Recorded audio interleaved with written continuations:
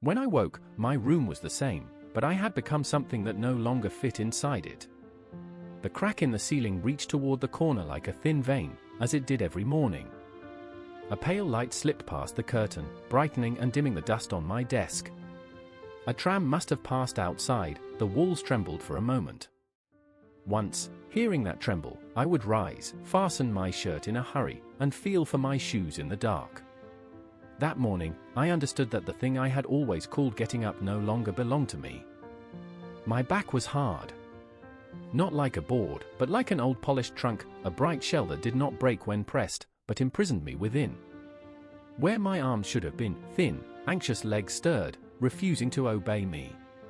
I would try to move one, and 5 would tremble at once. My breath came not from my mouth, but from a narrow hole that seemed to open into my chest. And this was the most terrifying part, not the pain, but that my body had begun to decide without consulting me. My first thought was my work. I could not see the clock, but I knew I was late. Even in the middle of catastrophe, a man clings to his oldest habit. To wake one morning as an insect should be a greater event than any manager's glare, and yet I heard his voice in my mind. Discipline, he would say. A worker's honor begins with punctuality. What he called honor meant years of rising early to catch the train, never showing my exhaustion, never speaking of how the debts at home sat upon my shoulders. I thought of the sample case I had carried the day before. The swatches of cloth, the price lists, the customer addresses, all of it waiting outside the door, growing heavier with every minute I was late. My life had been spent catching up to other people's haste. I could not remember a single place I had gone of my own desire.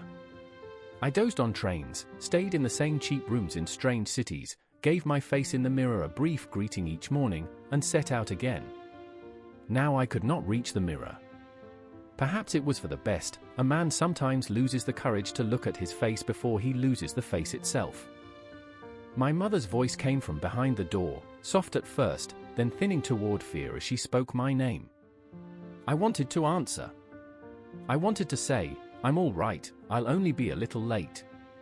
But the sound that left me scattered like wet paper being crushed.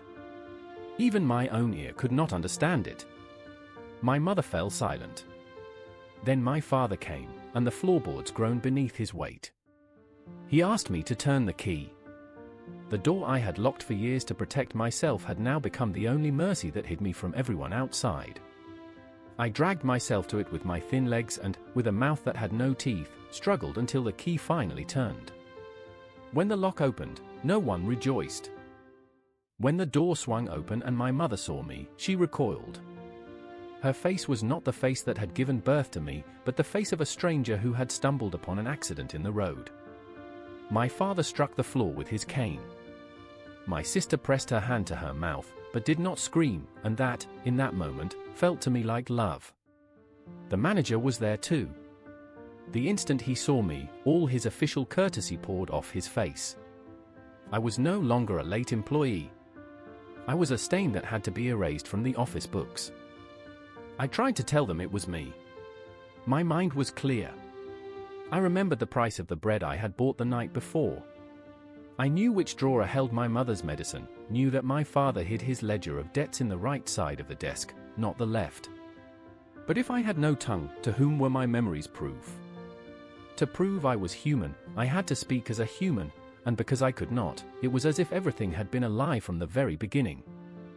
In the first days, my room was kept like a sick room. Water and stale bread were left at the door. I had never liked sweet things, now the smell of rotting fruit woke a dark hunger in me. I was disgusted with myself, and then grew too tired even for disgust. Exhaustion silences even a man's morals. My sister, who as a child had once played the violin for me, now entered without looking at me, setting down spoiled vegetables and soured milk, not because I loved them, but because my new body crept toward them. The gap between what a man loves and what his body crawls toward was crueler than I had imagined. At night I began to climb the walls. Up near the ceiling, the room seemed a little less hostile. My bed was no longer a bed, only the evidence of an old life.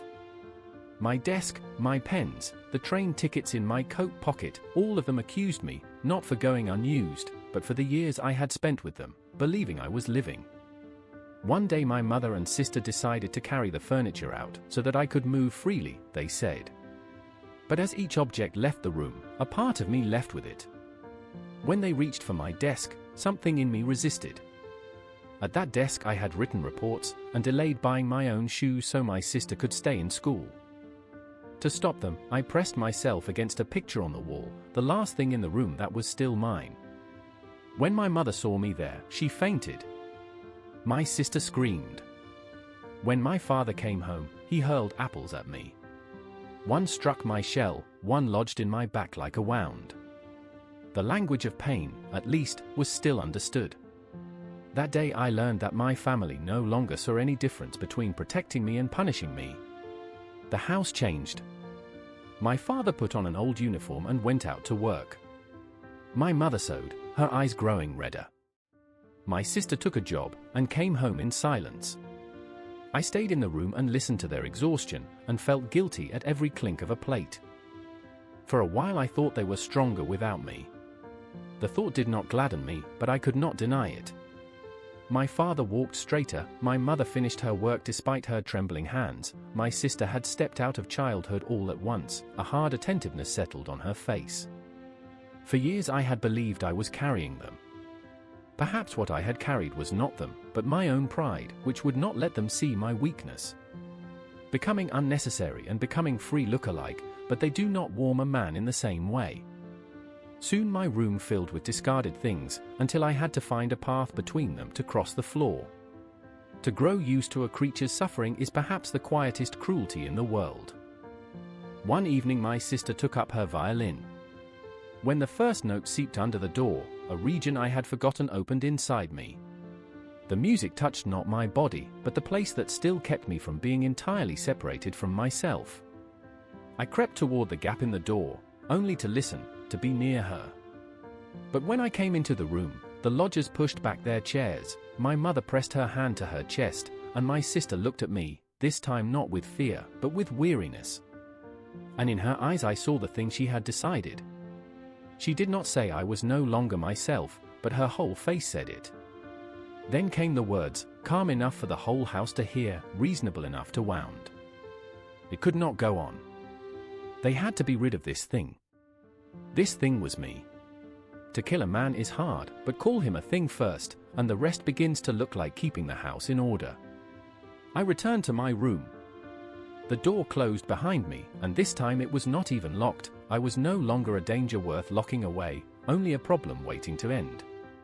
Toward morning, I thought, perhaps the change had not begun that morning at all. Perhaps I had begun to change long before, each time I gave up a little more of my own voice, each time I swallowed I am tired, each time I chose to be a duty instead of a person. That morning I had only become visible enough for everyone to see. As my eyes closed, the room no longer seemed terrible. A sentence passed through me, I was here. Someone who once rose in the mornings, ran for trains, loved, feared, and grew tired, was here. Then the light grew a little. The house woke. And I, at last, was late for nowhere.